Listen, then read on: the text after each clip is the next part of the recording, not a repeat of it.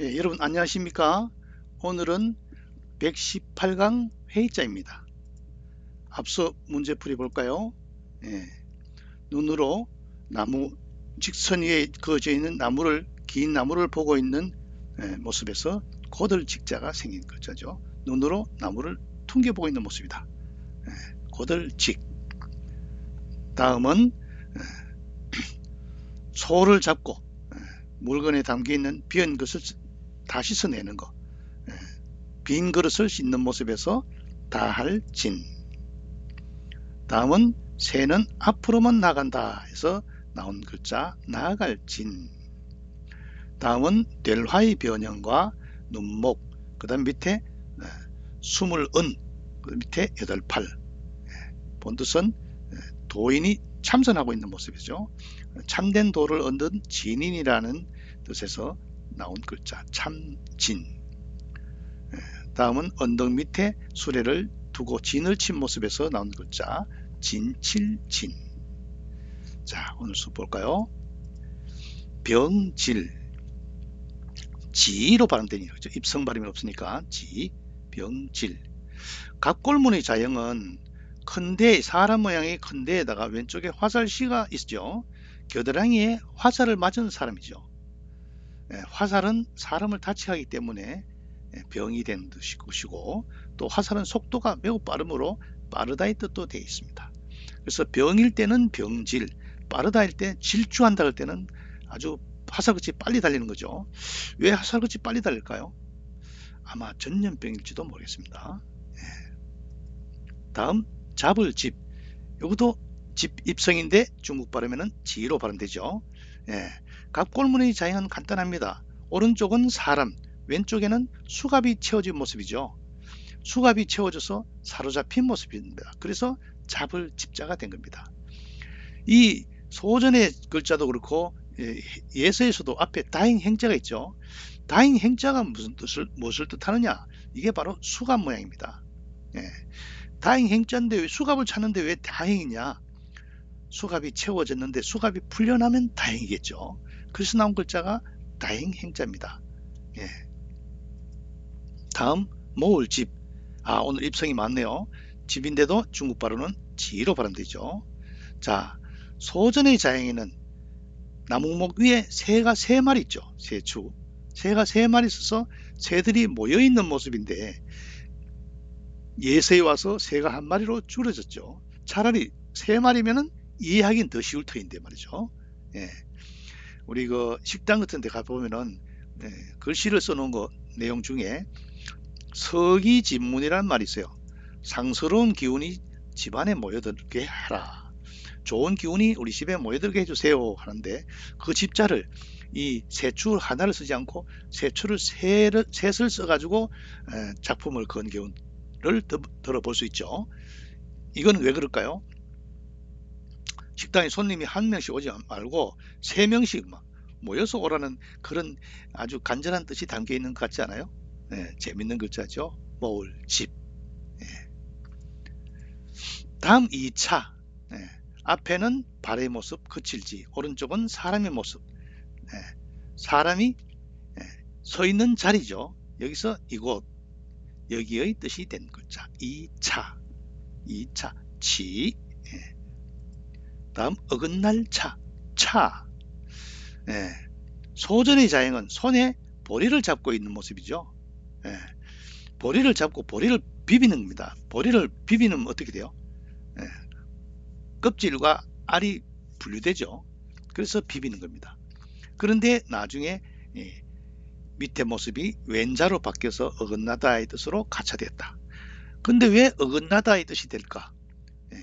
보리를 부빌 때는 똑같이는 안 부비지죠. 손을 서로 어긋나게 왕복을 해야 비벼지죠. 가차가 돼도 아주 적합한 가차죠. 어긋날 차. 보리를 비비는 모습에서 나온 글자 어긋날 차. 자, 벌써 복습이네요. 병질, 지로 발음한다. 병질. 질병, 질병. 건강하지 않은 상태가 질병이죠. 질주. 앞에 질병할 때는 병질자지만 질주할 때는 뭡니까? 빠를 질자죠. 빠르게 달려가는 거죠. 사정없이 달리는 것을 질주라죠.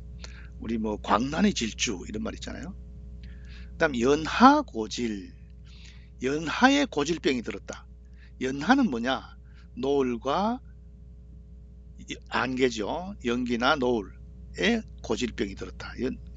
연하라는 것은 자연을 말합니다. 자연. 산수의 좋은 경치에 깊이 살아가는 마음이 그게 바로 연하입니다. 대단히 강해가지고 고치지 못할 병에 걸렸다. 이걸 비유할 때 연하고질입니다. 저 사람은 자연을 너무 좋아한다 할 때 연하고질이라고 합니다. 시기할 질은 병질에서 음을 빌린 형성자이다. 시기하는 게 어느 정도로 시기합니까? 병이 들 정도로 시기하죠. 누구가? 여자가. 네, 재밌는 글자입니다. 잡을 집. 네, 손에 수갑을 채워서 잡혀있는 모습에서 나온 글자랬죠. 집행. 네, 일을 잡아 시행하는 거죠. 집행. 집권. 정권을 잡은 게 집권이죠. 고집불통. 고집스러워서 통하지 않는 거죠. 고집만 하면 되는데 불통을 넣은 거죠. 성질이 고집스러워서 조금 더 융통성이 없다. 말을 안 듣는다. 네. 숨을 집은 집에서 음을 빌린 형성자이다. 숨을 집인데 뭐가 숨었어요? 벌레가 숨었네. 그죠? 네. 그래서 숨을 집이 됐다. 네. 모을 집. 나무에 세 마리의 새가 모여있는 모습에서 나온 글자라 했죠. 집중. 어떤 일에 정신을 바짝 쏠리게 하는 거죠. 영어로 concentration 하죠. 집중하다. 네. 집회.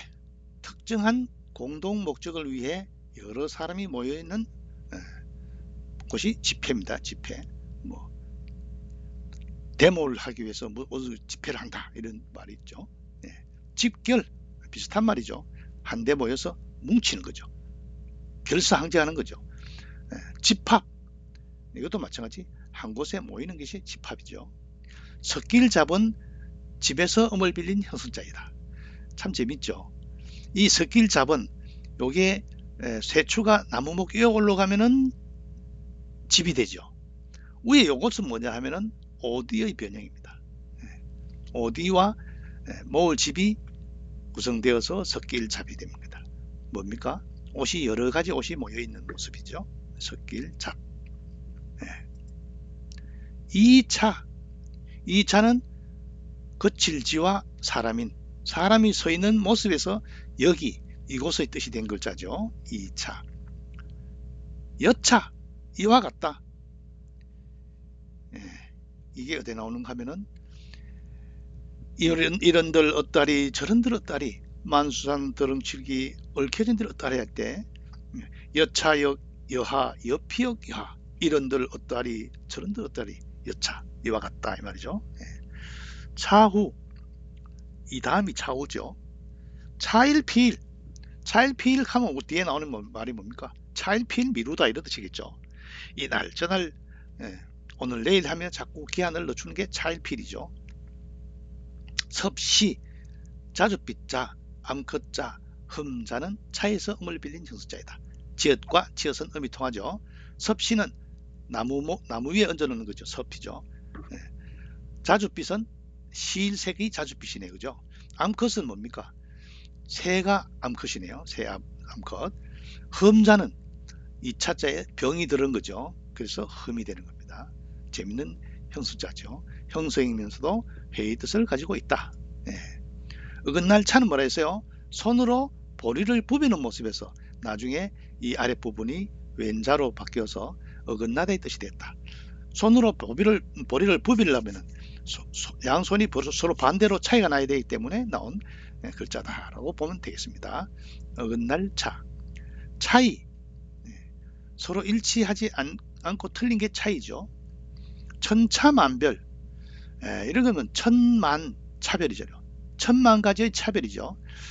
한자에서 일천천, 일만만, 일백백은 많다는 뜻입니다. 그러니까 천가지 차이가 나고 만가지 구별됐다 이렇게 해석하는 게 아니고 여러가지 모든 사물들이 차이가 있고 구별이 있는 걸 가지고 천차만별을 하는 겁니다. 천양지차. 천양지차는 하늘 천 땅양이니까 천지지차와 같은 거죠. 하늘과 땅 차이, 엄청난 차이지, 차이를 말하죠. 네, 단식할 차, 넘어질 차, 갈 차는 차에서 음을 빌린 형용사이다. 단식할 차는 입으로 단식하는 거죠. 넘어질 차는 발이 넘어지는 거죠. 갈 차는 도를 가는 겁니다. 그죠?